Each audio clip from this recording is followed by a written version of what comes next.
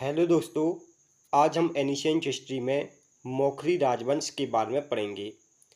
यह हमारा ancient history से संबंधित 21वां टॉपिक है। तो चलिए चलते हैं सेशन की ओर। मौखरी राजवंश गुप्त वंश के पतन के बाद जिन नए राजवंशों का उदय हुआ था उनमें पुष्यभूति, मैत्रक, गौड़ और मौखरी वंश प्रमुख थे।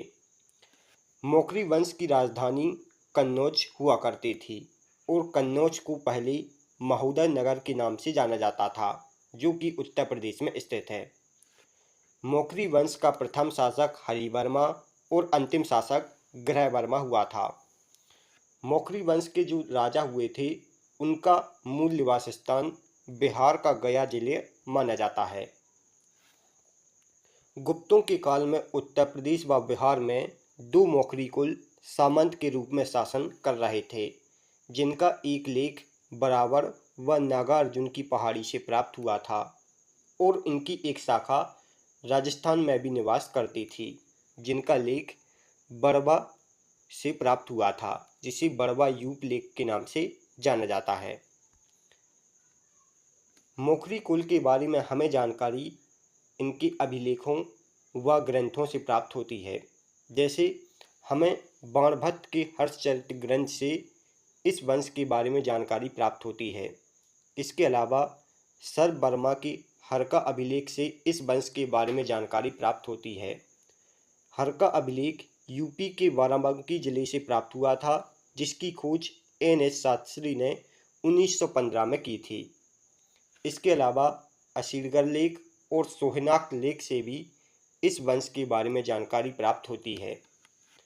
यह है मौखरी वंश के शासक। मौखरी वंश का प्रथम शासक हरिवर्मा माना जाता है। उसके बाद आदित्य वर्मा, ईश्वर वर्मा, ईशान वर्मा, सरवर्मा, अवंती वर्मा और ग्रहवर्मा शासक हुए।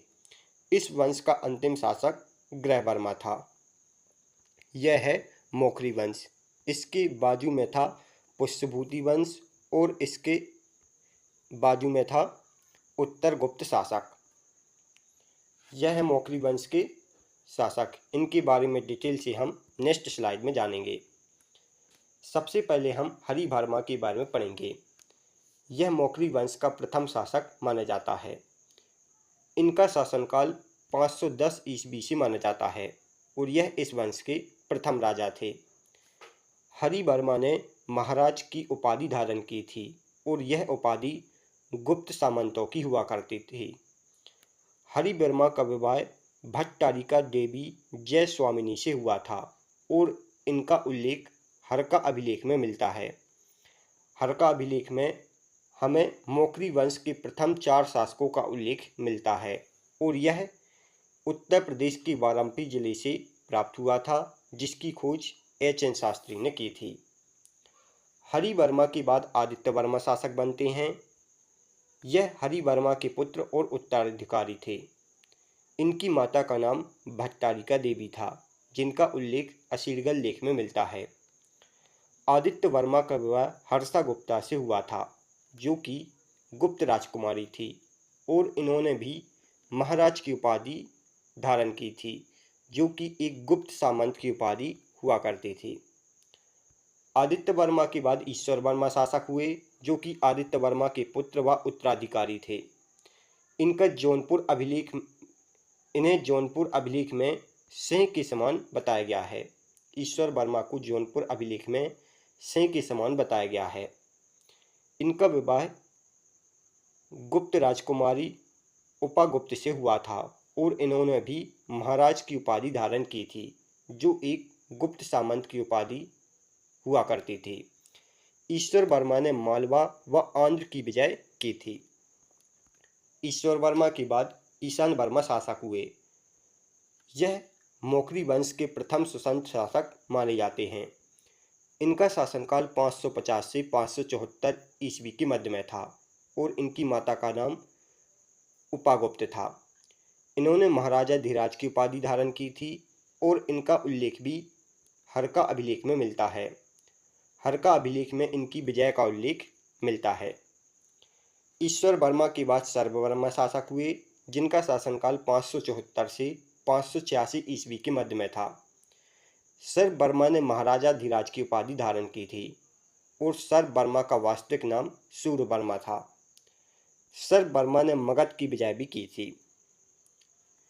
सर वर्मा के बाद मौखरी वंश के शासक अवंती वर्मा हुए, जिनका शासनकाल 586 से 600 ईस्वी के मध्य में था। यह एक शक्तिशाली राजा थे और इनके राज्य की सीमाएं बिहार के राज्य तक थीं। इन्होंने संभवतः उत्तर गुप्त शासकों को पराजित किया था। अवंती वर्मा ने उत्तर गुप्त शासकों को पराजित किया था और इनका उल्लेख बाणभट्ट के हर्षचरित ग्रंथ में मिलता है। बाणभट्ट के हर्षचरित ग्रंथ में अवंती वर्मा की प्रशंसा की गई है। अवंती वर्मा के बाद ग्रह वर्मा शासक हुए, जिनका शासनकाल 600 से 605 ईस्वी के मध्य में था। यह इस वंश के अंतिम राजा थे। ग्रह वर्मा का विवाह वर्धन वंश की राजकुमारी राजश्री के साथ हुआ था। राजश्री प्रभाकर वर्धन की पुत्री और हर्षवर्धन की बहन थी। ग्रह वर्मा की हत्या गौड़ शासक शशांक व देवगुप्त कर देते हैं। आगे चलकर देवगुप्त की हत्या प्रभाकर वर्धन के बड़े पुत्र राजवर्धन कर देता है, जबकि गौड़ शासक शशांक की हत्या प्रभाकर वर्धन का छोटा पुत्र हर्षवर्धन कर देता है। और जो मौखरी वंश था वो कन्नौज में हुआ करता था। कन्नौज पर फिर हर्षवर्धन अधिकार कर लेता है और यहीं से शासन करना प्रारंभ करता है। हर्षवर्धन के साथ उसकी बहन राजश्री वहाँ से शासन करती है। यह था प्रारंभ में मौखरी वंश का राज, लेकिन ग्रह वर्मा की हत्या के बाद हर्षवर्धन कन्नौज पर अधिकार कर लेता है और वहीं से शासन करना प्रारंभ करता है। हर्षवर्धन अपनी राजधानी कन्नौज को बना लेता है। तो इस प्रकार मौखरी वंश का अंत होता है। Thanks for watching. दोस्तों, यदि आपको हमारी वीडियो पसंद आई हो तो आप हमारे वीडियो को लाइक और शेयर जरूर करें। इसके साथ ही चैनल को सब्सक्राइब करें। आप हमारे इस वीडियो से रिलेटेड PDF को हमारे टेलीग्राम ग्रुप से डाउनलोड कर सकते हैं, जिसका लिंक डिस्क्रिप्शन में दिया गया है। तो मिलते हैं नेक्स्ट वीडियो में। तब तक के लिए गुड बाय।